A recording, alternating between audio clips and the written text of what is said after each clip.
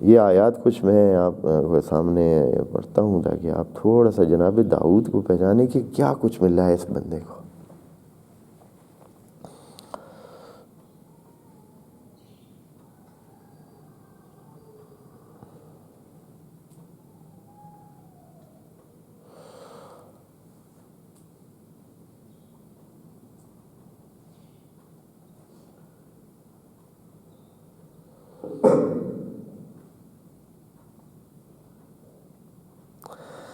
اچھا، یہ سورت نمبر 21 میں آیت نمبر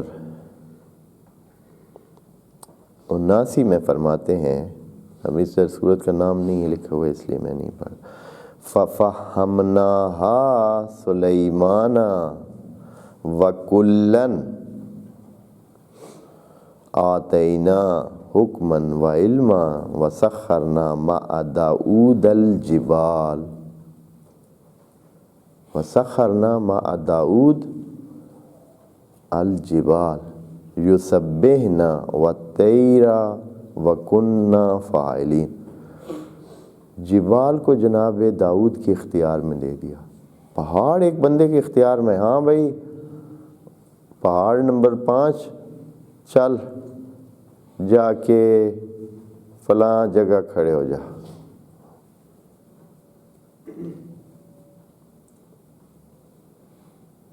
یا یہ ہے کہ یہ کام کر، چشمے جاری کر دے، اپنے اندر جو چیزیں موجود ہیں، کانے موجود ہیں وہ باہر نکال دے، جو معدنیات موجود ہیں ان کو نکال دے، یا پتہ نہیں اور کیا، ہماری سمجھ میں تو یہ کچھ آتا ہے لیکن اور کتنی چیزیں ہو سکتی ہیں۔ وَسَخَّرْنَا مَعَ دَاوُودَ الْجِبَالَ يُسَبِّحْنَا، وہ بھی تسبیح کرتے تھے، یعنی جبال بھی جناب داؤد کے پیچھے جیسے جماعت میں کوئی نماز پڑھتا ہے اس طرح وہ ان کے ساتھ مل کر تسبیح رب کرتے تھے۔ وَالطَّيْرَ، اور پرندے بھی ان کے اختیار میں تھے اور ساتھ ہی وہ تسبیح بھی کرتے تھے۔ وہ آگے ایک اور آیت میں ہے، یہ ہے سورت نمبر 30 میں آیت نمبر 10 ہے، وَلَقَدْ آتَيْنَا دَاوُودَ مِنَّا فَضْلًا، ہم نے جناب داؤد کو فضل سے نوازا۔ کیا فضل تھا وہ وضاحت نہیں کی ہے، لیکن آگے جملہ کہہ کر ہمیں سمجھانے کی کوشش کی ہے، یا جبالو اوّبی مَعَہُ، اے پہاڑو، اللہ نے پہاڑوں کو خطاب کیا ہے، اے پہاڑو یا جبالو، جتنے اے پہاڑو، اوّبی مَعَہُ، اس کے ساتھ مل کر تسبیح کریں، اس کے ساتھ اپنی آواز اس کے ساتھ ملائیں، اوّبی یعنی اپنی آواز کو ملائیں اس کے ساتھ، وَالطَّيْرَ، اور اے پرندگان آپ بھی، یعنی خدا کی طرف سے حکم آیا ہے کہ جناب داؤد کے لیے آپ مسخر ہو جائیں، آپ کا حکمران وہ ہے۔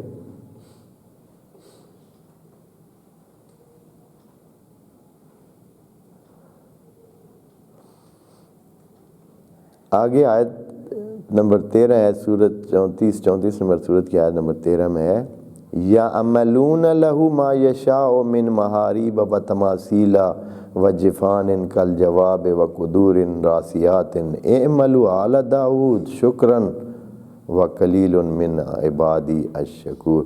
یہ جناب سلیمان کے بارے میں ہے یہ کہ یَعْمَلُونَ لَهُ، اس کے لیے مزدوری کرتے تھے۔ یا عملوں کو آپ کو معنی میں فرق بتایا تھا نا، فعلہ اور عاملہ اور کاسبہ، اور یہ ان کے معنی میں فرق ہوتا ہے۔ عاملہ ہوتا ہے جب کسی کے نیچے کام کیا جائے کسی چیز کو حاصل کرنے کے لیے، کسی چیز کی ضرورت ہوتی ہے انسان کو، اس کو پورا کرنے کے لیے انسان کام کرتا ہے تو وہ عمل ہوتا ہے۔ تو یعملون لہ، جناب سلیمان کے سامنے کام کرتے تھے سارے جن، اور بناتے تھے پھر مختلف قسم کی چیزیں جو یہاں ذکر ہیں۔ جناب نبی کو، ہمارے نبی ختمی مرتبت کو یہ حکم دیا جا رہا ہے، اصبر علی ما یقولون، یہ جو لوگ آپ کے آس پاس میں باتیں کرتے ہیں نا ان پہ صبر کریں۔ اچھا، کوئی مثال کس قسم کا صبر کروں؟ فرماتے ہیں وذکر عبدنا داؤد. وذکر عبدنا داؤد کا معنی سمجھتے ہیں آپ؟ وذکر عبدنا داؤد کا معنی ہے کہ آپ کے لیے جناب داؤد مثال ہے. وذکر عبدنا داؤد، یہ وذکر کا لفظ تو اللہ اپنے لیے کہتا ہے، وذکر اللہ کثیرا.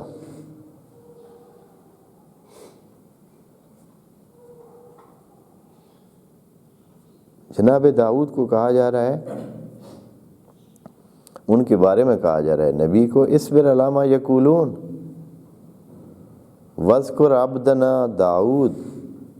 جناب داؤد کو یہاں اس کے بعد پھر کبھی بھی اکیلا نہیں چھوڑا. جیسے ابھی اس آیت میں صرف کہا تھا نا قاتل داؤد و جالوت، صرف نام لیا، کچھ بھی یہاں نہیں کہہ رہے ہیں. باقی آیات میں بھی اکیلا ایسے ذکر نہیں کرتے. کہتے ذل عید، ذل عید یعنی وہ طاقتوں والا، طاقتوں والا. کتنی طاقتیں تھیں ان کی، یعنی کوئی حد و حساب ہی نہیں تھا. ذل عید وہ صاحب طاقت ہا، یعنی عید جمع ہے یاد کی، عیدی تھا، عید بنا دیا ہے ذا کی وجہ سے. ذل عیدی تھا، عید بن گیا. ذل عید وہ ہاتھوں والا، ہاتھوں سے مراد قوت والا، وہ قوتوں والا بندہ. کتنی قوتیں تھیں.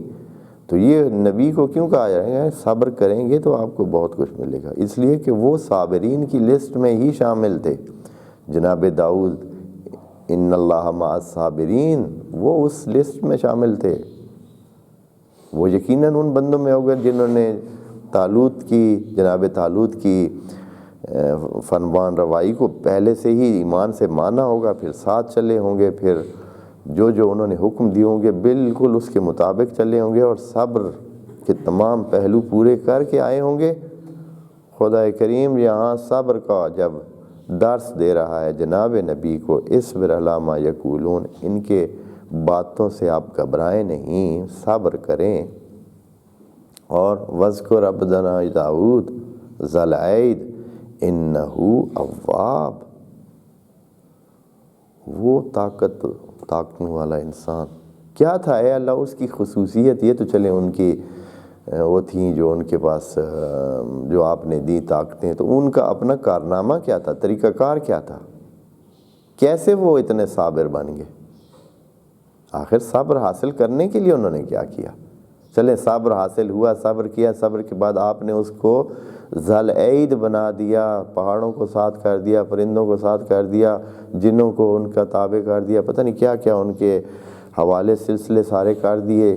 جو انہوں نے چاہا اس میں سے ان کو علم دے دیا، جتنا بھی چاہا کچھ حصہ علم کا ان کو دے دیا. تو یہ اتنا کیا مسئلہ کیا تھا؟ فرماتے ہیں جو اصلی چیز ہے انہ اواب، مسئلہ یہ ہے کہ وہ ہماری چوکھٹ پہ ہی رہتے تھے، ماتھا اپنا ہماری چوکھٹ پہ ہی ٹیکتے رہتے تھے. اواب بروزن غفار فعال، یہ وزن یہ لفظ جب بھی استعمال ہوتا ہے اس کا مطلب ہے کہ کوئی بندہ وہ کام مسلسل کرتا ہے. جیسے قصاب ہے، یعنی مسلسل وہ اپنا کام قصابی والا کرتا ہے. خباز ہے، اس کا مطلب ہے وہ روٹیاں پکانے کا کام مسلسل کرتا ہے. کفار ہے، اس کا مطلب ہے ناشکری کرتا ہے اور مسلسل کرتا ہے، کرتا رہتا ہے ہر بات میں ناشکری، وہ کفار. غفار ہے تو اس کا مطلب ہے وہ مسلسل غفران دیتا ہے، غفران دیتا ہے، پھر غفران دیتا ہے، پھر غفران دیتا ہے، پھر معاف کرتا ہے، پھر کمزوریاں دور کرتا ہے. یعنی وہ ہر وقت اس کا کام ہی یہی ہے.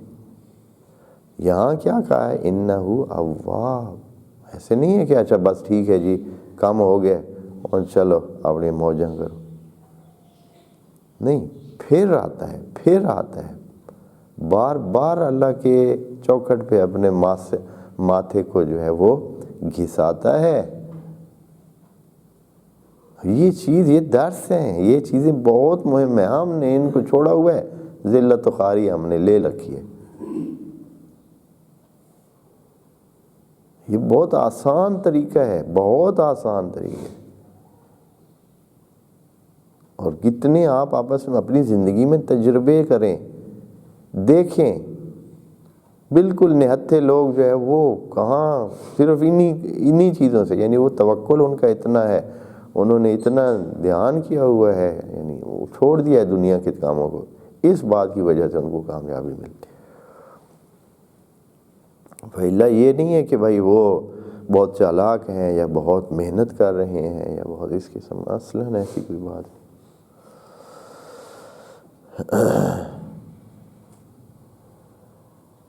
اگلی جو آخری بات جناب داؤد کے بارے میں،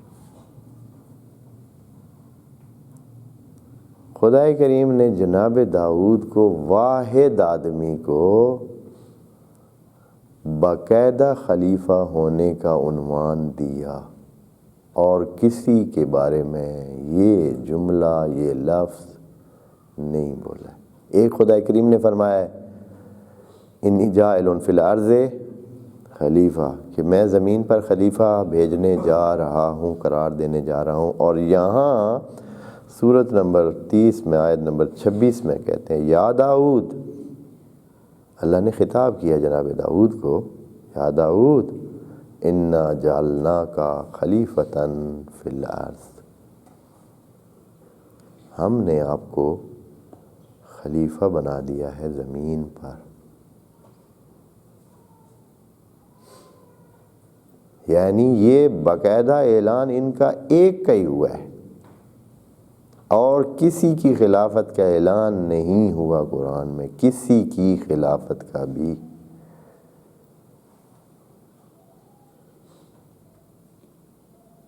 باقی سارے امکانات ہیں باقی سب کے. جناب داؤد بھی ایک زمانے تک خلیفہ نہیں تھے،